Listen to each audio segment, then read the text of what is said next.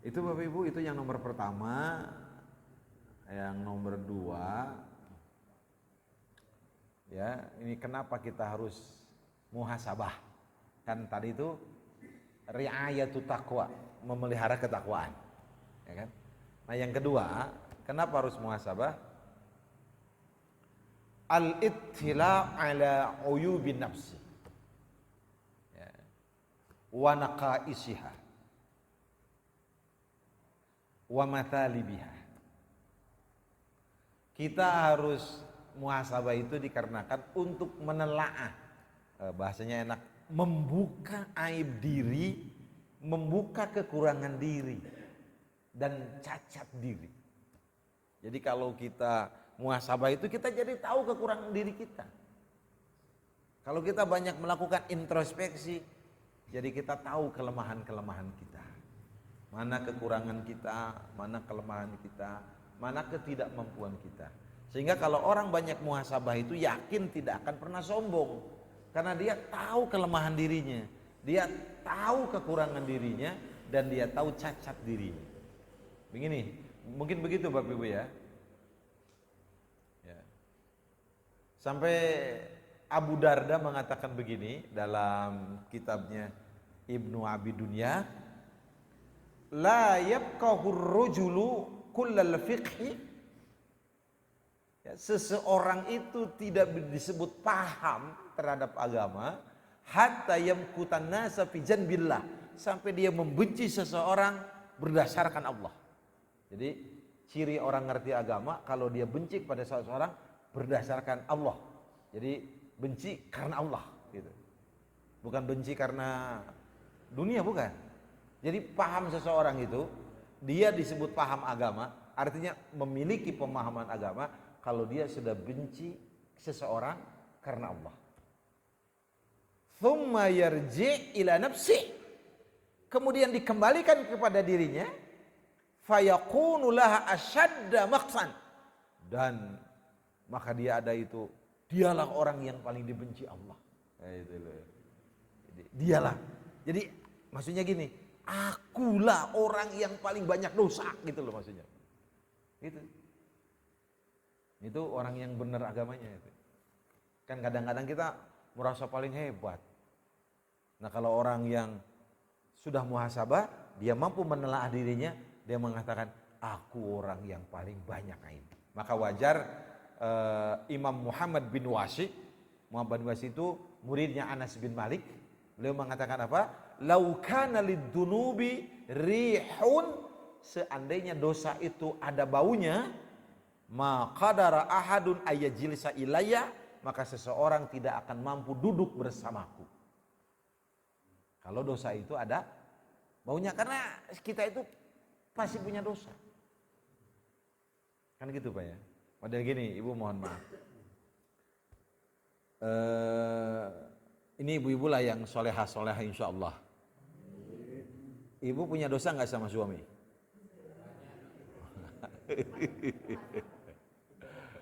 Ada nggak Bu? Adalah ya.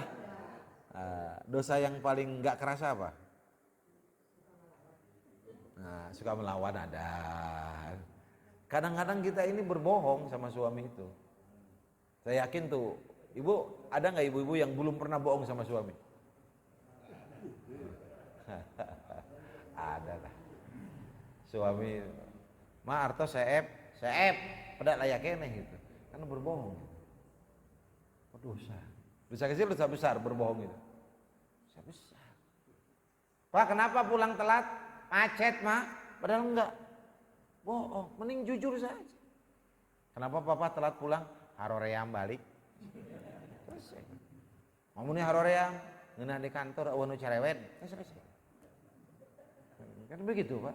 Atau kalau Bapak ingin pendekatan spiritual ngejawabnya, kenapa Bapak telat pulang? Takdir Allah.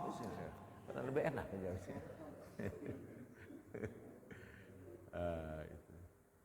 Jadi dengan muhasabah itu kita jadi tahu kekurangan kita kan. Yang model mohon maaf dengan tidak mengurangi rasa hormat saya, umpamanya gitu ya. Kan evaluasi itu kan jadi tahu kelemahan, betul nggak Pak? Di awal-awal Liga 2003 itu Persib di bawah, Pak. Ya kan? Satu pelatih ya yang udah keluar itu. Persib melakukan apa? Evaluasi total. Siapa ini yang layak memimpin Persib? Karena 2 pertandingan kalah terus kan? 3 kalah terus. Sampai didatangkan BH itu kan, Bojan Hodak itu.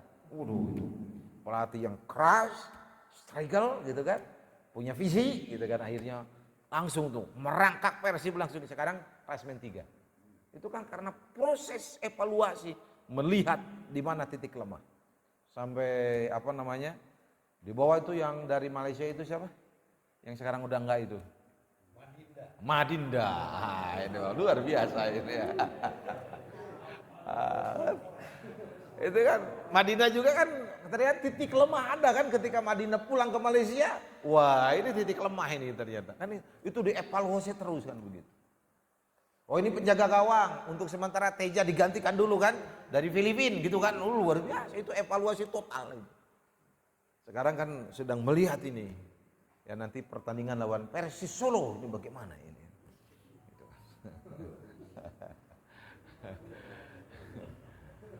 Ya kalau Ustadz katanya hiburannya cuma 2, Pak. 1 bersama istrinya, 2 nonton bola. Makanya jangan aneh kalau Ustadz anaknya banyak, karena tidak ada hiburan lagi. Ya kalau mau ke karaoke saya nggak berani, Pak, nggak bisa, karena nggak ada karaoke syariah, nggak ada. Ya, maksud saya di sini letaknya kita apa ya? Ini bukan harus nonton, bukan perbandingan. Itu melakukan evaluasi itu semua. Saya kebetulan penasihat Boboto Takwa. Saya penasihat itu. Jadi harus tahu perkembangan. Katanya saya diangkat sampai hari kiamat. Begitu. Jadi selama saya ada Pak Ustadz penasihat, ya udah saya terima itu. Kalau ya anak-anak lah, ya. Seperti itu Pak. Jadi kita mau lakukan apa? Yaitu saya lihat itu ya, evaluasi. Jadi tahu kelemahan kita karena introspeksi. Model kita ini kan melakukan introspeksi. Karena salah satu kelemahan kita apa? Oh, usia saya sudah di atas 50. Oh, makanan yang boleh ini, makanan yang nggak boleh ini, kan gitu Pak ya. Untuk menjaga kesehatan. Oh, tidurnya hari jam segini, minum harus segini, kan begitu. Kelemahan kita tahu kan. Nah, kalau kita nggak pernah melakukan evaluasi Bapak Ibu, berat hidup kita. Siapa sih yang nggak punya aib, Pak? Siapa yang nggak punya salah? Siapa yang nggak punya dosa? Ketika kita banyak melakukan evaluasi diri, maka kita akan menempatkan kita menjadi orang-orang yang sadar diri bahwa kita orang yang tidak pernah jauh dari dosa. Sehingga kita tawadu, nggak merasa hebat, nggak sombong, kan gitu. Gak merasa paling, kan orang yang merasa paling itu gak pernah introspeksi. Kalau kita lari dengan anjing, bagus anjing. Naik kelapa sama monyet, bagus monyet. Betul gak? Berenang dengan ikan, bagus ikan. Terbang gak bisa kita. Kita banyak kelemahan. Gitu. Makanya katanya laki-laki yang soleh, sebelum dia tidur karena dia merasa banyak dosa, dia senantiasa pegang tangan istrinya dan minta maaf. Maafin papa, sampai detik ini papa belum bisa membahagiakan kamu lahir batin. Tolong kamu jangan membuat papa menderita di akhirat. Maafkan papa. Waduh, itu katanya laki-laki soleh itu begitu Pak. Dan istri soleha katanya mengatakan, sama-sama Pak, jangan pernah berkata begitu. Mama juga banyak kelemahan. Mama belum menjadi wanita soleha di mata papa, kan begitu. Tapi kalau ketika laki-laki mengatakan maafin papa, mama, papa belum bisa menjadi laki-laki soleh buat istri, belum bisa membahagiakan. Kalau wanita yang kurang soleha ngomongnya emang baru nyadar aja. Nah itu jadi katanya istrinya nggak soleh itu begitu. Gitu. Ya saya yakin ibu-ibu di Darussalam yo soleh-soleh lah, bahkan sudah memaafkan sebelum bapak minta maaf. Betul kan Bu ya? Papa minta maaf sudah dimaafkan. Kenapa? Yo saya tahu kamu kan udah tua gitu. Kalau nggak saya maafkan kamu bahaya kan. Maka kita harus saling memaafkan. Kenapa Ibu? Nggak ada yang tahu, Pak. Nggak ada yang tahu kita ini. Betul, Pak? Makanya minta maafnya jangan nunggu lebaran. Yang nomor berapa? Nomor 3. Kenapa kita harus muhasabah? Zikrul maut. Nah, gitu. Kenapa harus banyak-banyak muhasabah? Ingat mati. Karena kalau kita banyak muhasabah itu ujungnya nanti, oh iya ya, saya nggak selamanya di dunia, itu. Saya nggak selamanya bersama istri saya nggak selamanya bersama anak-anak.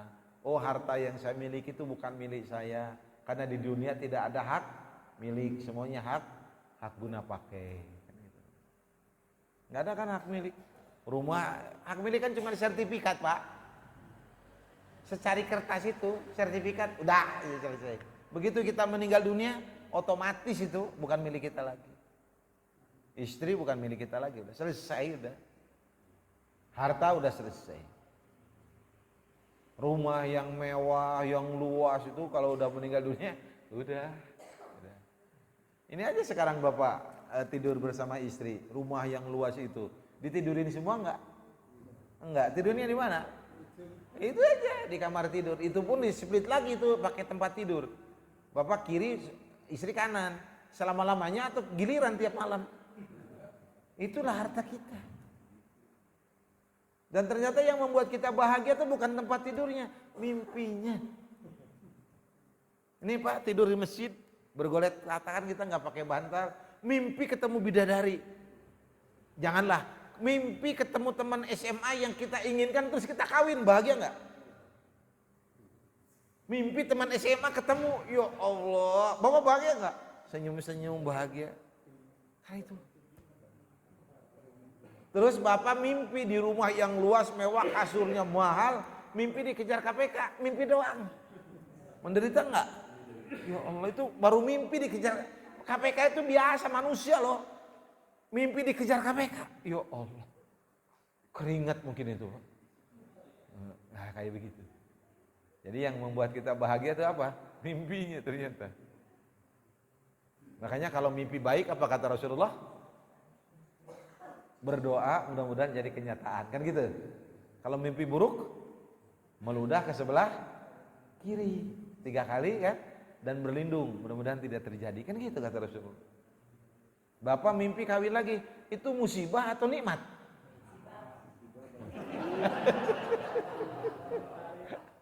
Beda ya. Ibu kalau mimpi Bapak nikah lagi langsung meludah nggak sebelah kiri? Meludah, cuh. Kalau Bapak mimpi kawin lagi meludah nggak? Oh yes, kan gitu, itu beda itu. Astagfirullahaladzim. Nah itu Pak, jadi kenapa harus zikrul maut Pak? Imam Dakok mengatakan, Bapak Ibu, man aktsara min dzikril maut ukrima bitalatati asya. Orang yang banyak mengingat kematian akan dimuliakan dengan 3 perkara. Yang pertama, ta'jili taubah. Orang yang banyak ingat mati dia akan segera bertobat kepada Allah. Ya, kenapa? Karena orang yang banyak ingat mati dia sadar bahwa akan bertemu Allah dengan membawa amal soleh, bukan membawa dosa. Maka dia banyak tobat kepada Allah. Yang kedua apa? Wa qana'atil qalbi, hatinya qanaah. Apa itu qanaah? Cukup dengan apa yang ada. Karena menghadap Allah harta tidak dibawa. Yang dibawa itu adalah amal soleh. Kan gitu. Gak ada yang bisa dibawa. Hati qanaah. Masih ingat Bapak cerita zaman dulu itu? Ada seorang ayah itu pas meninggal dunia itu dia wasiat sama anaknya itu, dan itu ada wasiat dititipkan ke ustadznya itu. Ustadz, nanti kalau saya meninggal dunia tolong surat ini berikan ke anak saya. Ternyata ayahnya meninggal dunia duluan dan suratnya kemudian diberikan oleh ustadz itu ke anaknya. Nah ini surat dari orang tua.